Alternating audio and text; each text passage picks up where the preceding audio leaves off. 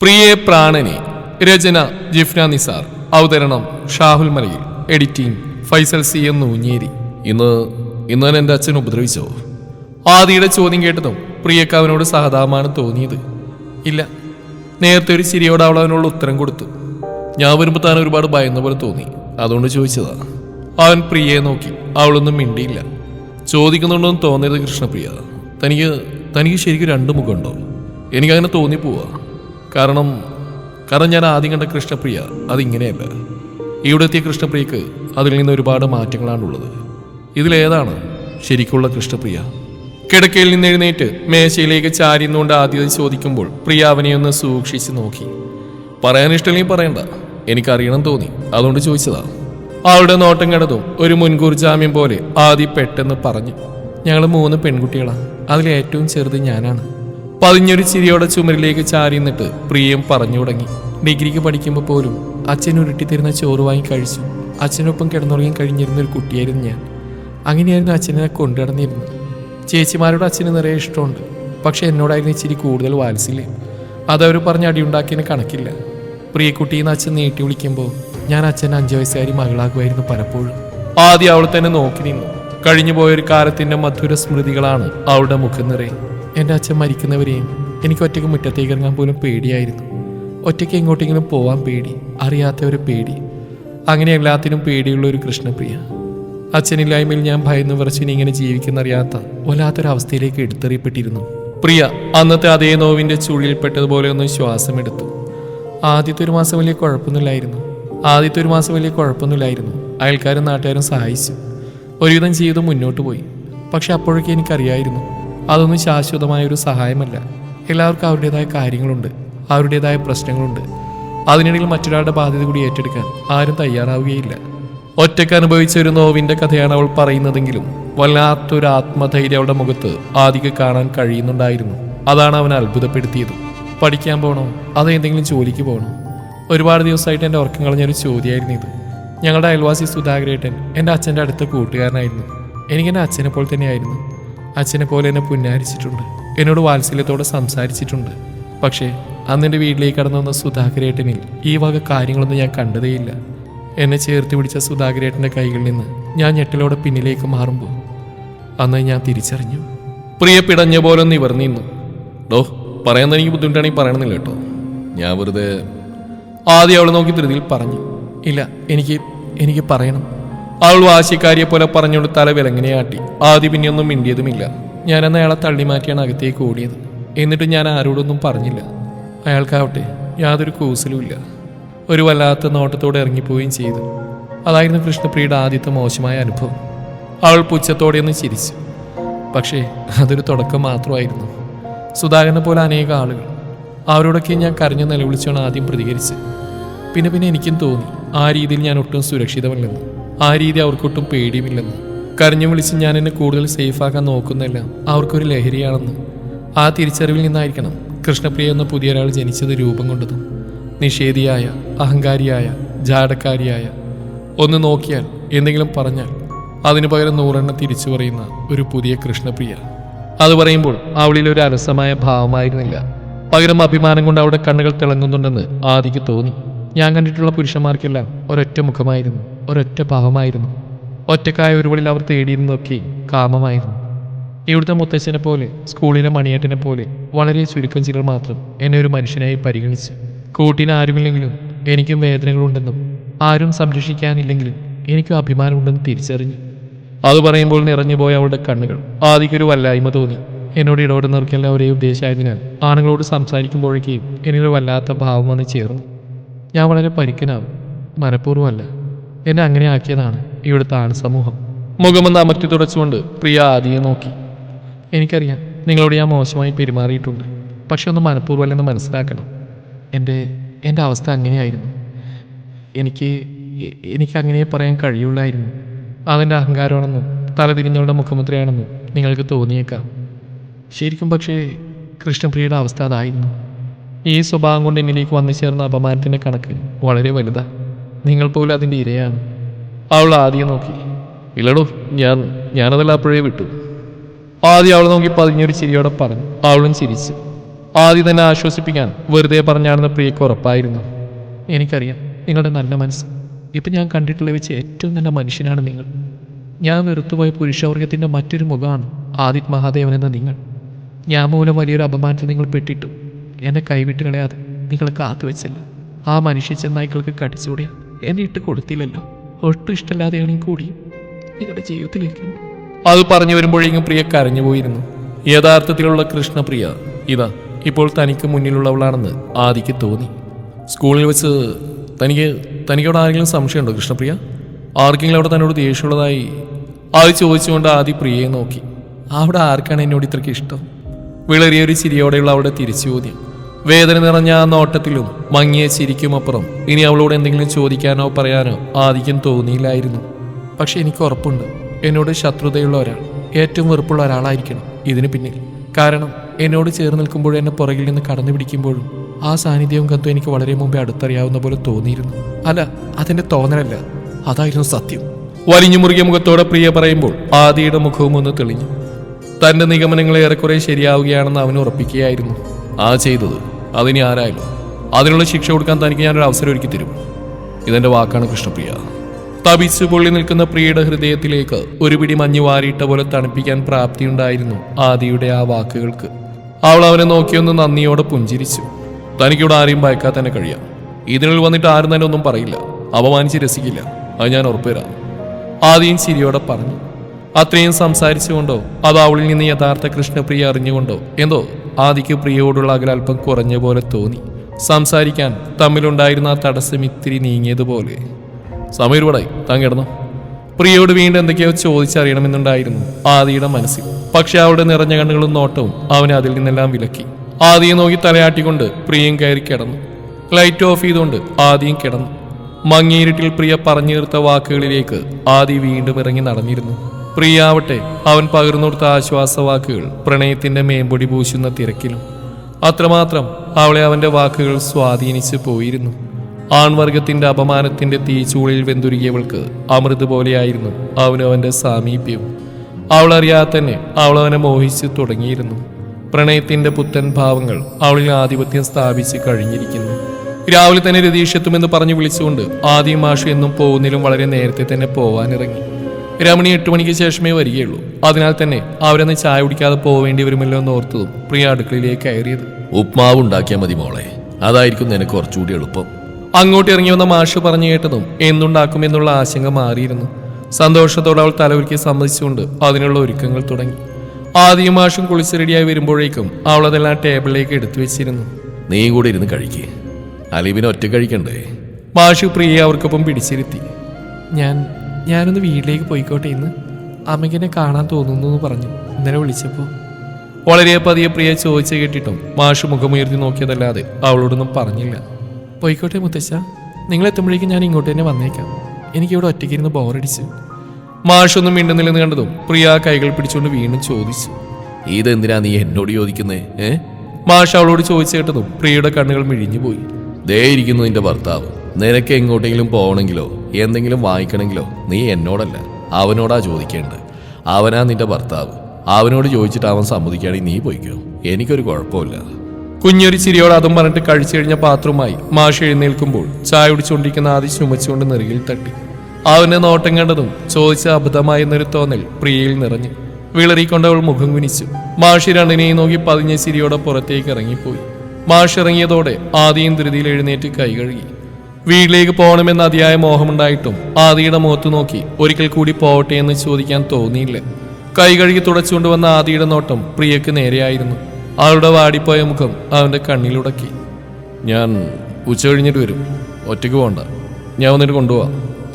ഇവളെ കൊന്നിട്ടായാലും നിന്നെ ഞാൻ കൊണ്ടുപോകുമെന്ന ദേവന്റെ വാക്കുകളായിരുന്നു അത് പറയുമ്പോൾ ആദിയുടെ മനസ്സിലെങ്കിൽ പ്രിയയുടെ ഉള്ളിൽ ഒരു പ്രണയത്തിന്റെ പൂക്കാലം ഒരുങ്ങുകയായിരുന്നു.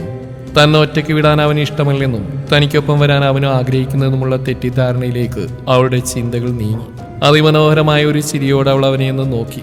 വാതിലടച്ചിട്ടേക്കണം, വെറുതെ പുറത്തിറങ്ങി നടക്കരുത്. രമണി ചേച്ചി വരും വരെയും ഇതിനെ തന്നെ ഇരുന്നാൽ മതി. അതെല്ലാം പറയുമ്പോഴും ആദിയുടെ മനസ്സിൽ ദേവന്റെ മുഖമായിരുന്നു. പ്രിയ അവനെ നോക്കാൻ കഴിയാതെ മുഖം കുനിച്ചു. തന്റെ മുഖത്തെ കള്ളത്തരം അവനെ കാണിക്കില്ലെന്ന് വാശിയുള്ള പോലെ. പക്ഷെ അതൊന്നും അറിയാതെ അവൻ മുറ്റത്തേക്ക് ഇറങ്ങിപ്പോയിരുന്നു. സന്തോഷം കരകവിഞ്ഞൊഴുകുന്ന മനസ്സോടെയാണ് പ്രിയയും ഉമ്മറത്തേക്ക് ചെന്നത്. അപ്പോഴേക്കും ആദ്യ കാറിറക്കി മാഷിനടുത്തേക്ക് കൊണ്ടുവന്ന് നിർത്തിയിരുന്നു. പോട്ടെ മോളെ. അതിനകത്തേക്ക് കയറി അവൾക്ക് നേരെ കൈവീശിക്കൊണ്ട് മാഷ് പറഞ്ഞു. തിരിച്ച് കൈവീശി കാണിക്കുമ്പോഴും പ്രിയയുടെ കണ്ണുകൾ ആദിക്ക് നേരെയായിരുന്നു. അവനൊന്നും നോക്കിയില്ലെങ്കിൽ കൂടിയും നേരത്തെ ആദ്യ പറഞ്ഞ വാക്കുകളുടെ തണുപ്പിൽ അങ്ങനെ ചുരുണ്ടുകൂടി ഇരിക്കാനായിരുന്നു അവൾ അപ്പോഴും കൊതിച്ചിരുന്നു. മനസ്സിൽ ആ വാക്കുകളെ താലോലിച്ചുകൊണ്ടാണ് അവൾ ബാക്കിയുള്ള ജോലികളിലേക്ക് തിരിഞ്ഞത്. കോളിംഗ് ബെല്ലടിക്കുന്ന കേട്ടാണ് അവൾ ധൃതിയിൽ അങ്ങോട്ട് ചെന്നത്. ആരിത്? സഞ്ജുവോ? അവനെ കണ്ട് സന്തോഷത്തോടെ പ്രിയ ചിരിയോടെ ചോദിച്ചു. എന്താണ് പെങ്ങൾക്ക് ഇന്ന് ഇത്ര സന്തോഷം? സാധാരണ മൂടിക്കെട്ടിയ മോന്തയിട്ടാണല്ലോ ഇവിടെ നിൽക്കാറുള്ളത്. സഞ്ജു അവളെ ഒന്ന് ചൊറിഞ്ഞു നോക്കിക്കൊണ്ട് ചോദിച്ചു. പ്രിയ അവന്റെ നോട്ടം നേരിടാൻ വയ്യാതെ മുഖം താഴ്ത്തി പിടിച്ചു. മൊത്തത്തിലൊരു കള്ളത്തരം ഉണ്ടല്ലോ പെങ്ങളെ, എന്താണെന്ന് വേഗം പറഞ്ഞു. എന്റെ ഐഡിയ വല്ല ഏറ്റോ? സഞ്ജു അവളെ നോക്കി. അത് കൊള്ളാലോ, എനിക്കൊന്നും സന്തോഷിക്കാനും പാടില്ല ഇനി.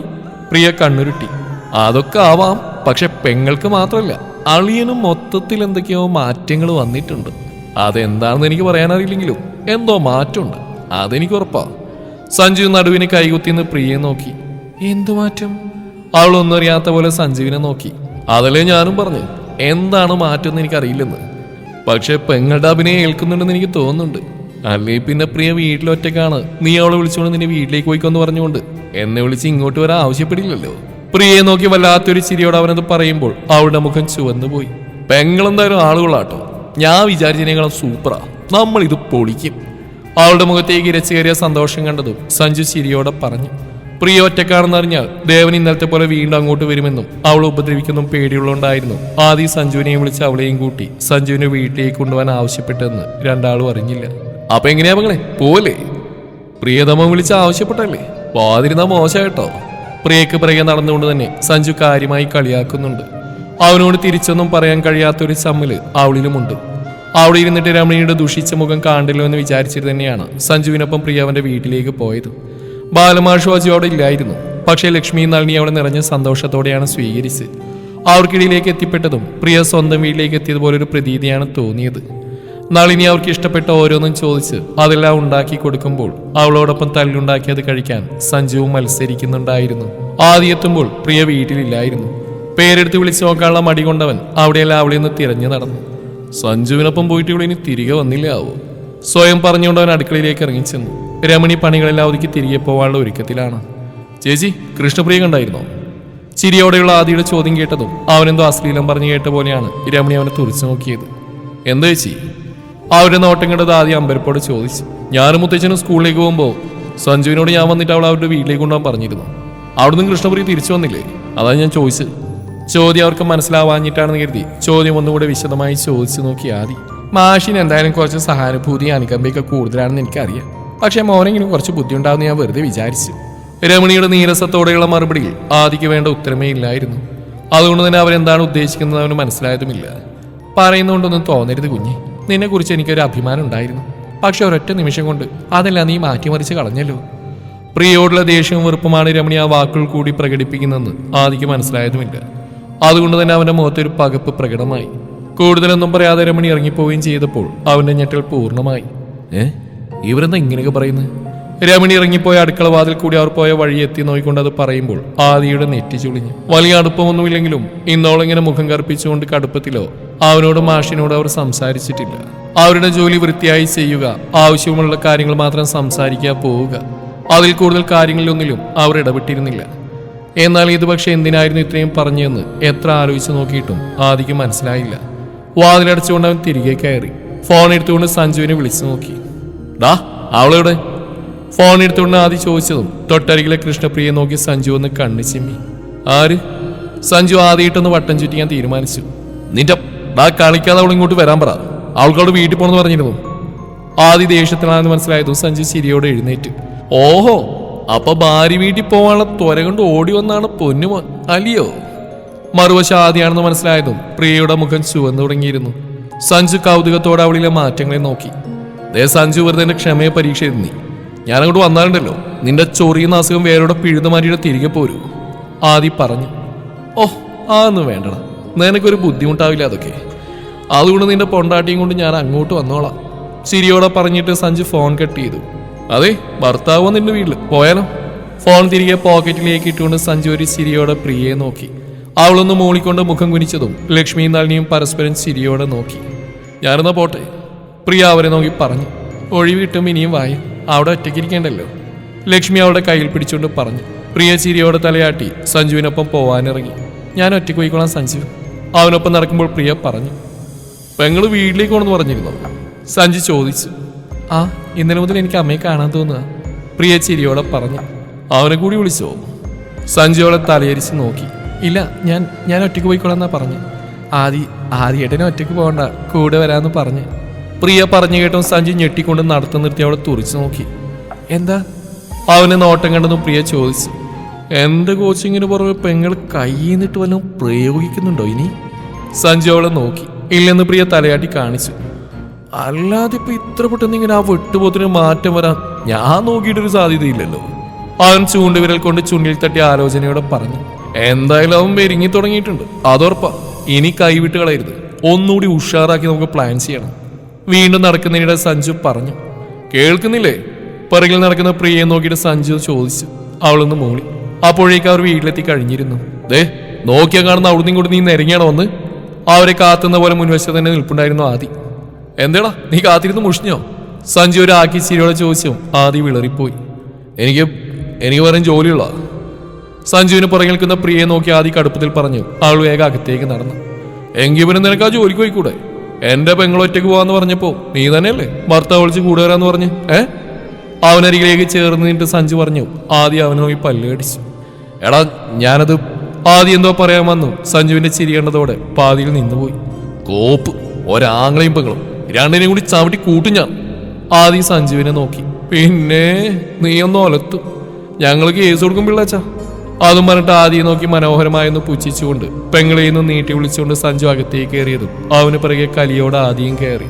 നീരിക്ക്, ഞാനൊന്ന് ഫ്രഷ് ആയിട്ട് വരാം. ആദ്യം സഞ്ജുവിനെ നോക്കി പറഞ്ഞു. നീ ചോറുന്നോടാ? സഞ്ജു പിന്നിൽ നിന്നും വിളിച്ചു ചോദിച്ചു. ഇല്ല, നീ കഴിച്ചോ? ആദ്യം മുഖം കഴുകിക്കൊണ്ട് തന്നെ സഞ്ജുവിനോട് ചോദിച്ചു.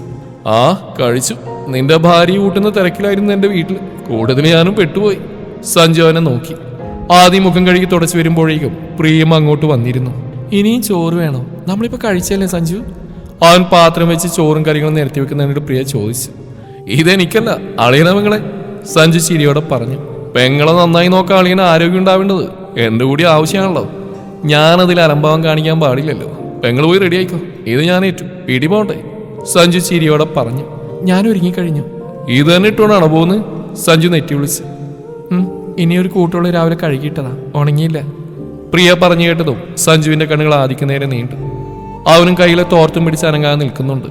സത്യത്തിൽ അത്യാവശ്യം വേണ്ടതേ വാങ്ങിയിട്ടുള്ളൂ. ഇനി അവൾക്ക് എന്തൊക്കെയോ വാങ്ങാനുണ്ടെന്ന് ലക്ഷ്മി അന്ന് തന്നെ പറഞ്ഞതാണ്. പ്രിയ പിന്നെ അതിനെക്കുറിച്ചൊന്നും പറയാത്തതുകൊണ്ട് അവനത് മറന്നുപോയിരുന്നു. ആദിക്ക് ഒരു വല്ലായ്മ തോന്നി. സാറില്ല, തിരിച്ചു ഒരു വഴി ചെറിയൊരു ഷോപ്പിംഗ് കൂടി നടത്തിയിട്ട് എൻജോയ് ചെയ്ത് വരണ്ടാളും. സഞ്ജു വേഗത്തിലൊരു പ്രതിവിധി പറഞ്ഞു. നീ ഇരുന്ന് കഴിക്കാതി പോണ്ടേ? സഞ്ജു പറഞ്ഞു. ആദി കഴിക്കാനിരുന്നു. നീ ഇവിടെ വരുന്നോടാ? കഴിക്കുന്നതിനിടെ തന്നെ ആദി ചോദിച്ചു. നിന്റെ ഭാര്യ വീട്ടിൽ എനിക്കെന്താടാ കാര്യം? സഞ്ജു ചിരിയോടെ ചോദിച്ചു. അതല്ലേടാ, എനിക്കൊരു കമ്പനിക്ക്. ആദി വീണ്ടും സഞ്ജുവിനെ നോക്കി. നിനക്ക് കമ്പനിക്കല്ലടാ, നിന്റെ ഭാര്യ. സഞ്ജു ആദി നോക്കി ചിരിച്ചു. അതല്ലടാ. ആദിക്ക് പ്രിയ നിൽക്കുന്നുണ്ട് പറയാനും വയ്യ. മോനെ ആദി, ഒരു ഭർത്താവിനും ഭാര്യയോളം മേച്ചൊരു കൂട്ടുകാരിയോ കമ്പനിക്കാരിയോ ഈ ലോകത്ത് തന്നെ ഉണ്ടാവില്ല. ആ സമയങ്ങൾ നന്നായിട്ട് എൻജോയ് ചെയ്യാൻ പഠിച്ചാൽ. നീ വരേണ്ട, ഞാൻ പോയിക്കോളാം. സഞ്ജു ആവേശത്തിൽ പറഞ്ഞു വന്നതിൻ്റെ ഇടയിൽ തന്നെ ആദി എഴുന്നേറ്റ് കൈകൂപ്പിക്കൊണ്ട് പറഞ്ഞു. അല്ലടാ നിക്ക്, ഞാൻ പറഞ്ഞു കഴിഞ്ഞില്ല. നിനക്ക് ഉപകാരപ്പെടുന്ന കാര്യങ്ങളാ. ഇനി നീ എങ്ങാനും മിണ്ടിയാ അത് നിനക്കത്ര ഉപകാരപ്പെടില്ല, ഓർത്തോ. കഴിച്ചു കഴിഞ്ഞ പാത്രവും എടുത്ത് കൈ കഴുകാൻ പോകുന്ന വഴി ആദി ഓർമ്മിപ്പിച്ചു. സഞ്ജു പ്രിയെ നോക്കി കണ്ണു ചിമ്മി കാണിച്ചു. ഇനിയൊന്നുമില്ലല്ലോ, പോവല്ലേ? അങ്ങോട്ട് വന്നിട്ട് ആദി ചോദിച്ചു. പ്രിയ തലയാട്ടി. നീ റെഡിയാവുന്നില്ലേ? സഞ്ജു ചോദിച്ചു. എനിക്കെന്താടാ കുഴപ്പം? ആദ്യം ഒന്ന് സ്വയം നോക്കിയിട്ട് ചോദിച്ചു. അല്ല, ആദ്യമായിട്ട് വിരുന്നിന് പോയില്ലേ, അല്പം മേനയായിട്ട് പോയിക്കൂടെ? സഞ്ജു ചുണ്ടുകൊട്ടി. എനിക്കുള്ള ഈ മേനയൊക്കെ മതി തൽക്കാലം. അതും പറഞ്ഞുകൊണ്ട് ആദി പുറത്തേക്ക് നടന്നു. അവന് പുറകെ തന്നെ സഞ്ജുവും പ്രിയയും. ആദി കാറ് സ്റ്റാർട്ട് ചെയ്ത് വരുമ്പോഴേക്കും സഞ്ജു വാതിൽ പൂട്ടി അവന് നേരെ ചാവിയിട്ട് കൊടുത്തു. നിന്റെ ബുള്ളറ്റ് പോയിക്കൂടെ? സഞ്ജു കുനിഞ്ഞിട്ട് ചോദിച്ചു. കാറിലായ കുഴപ്പമെന്താ? കുഴപ്പമൊന്നുമില്ല, പക്ഷെ ബുള്ളറ്റിൽ കയറാൻ പെങ്ങൾക്ക് വല്ലാത്ത കൊതിയാണ്, അല്ലേ പെങ്ങളെ? പിന്നിൽ നിൽക്കുന്ന പ്രിയയെ നോക്കി സഞ്ജു ചോദിച്ചു. പ്രിയ ഞെട്ടിപ്പോയി.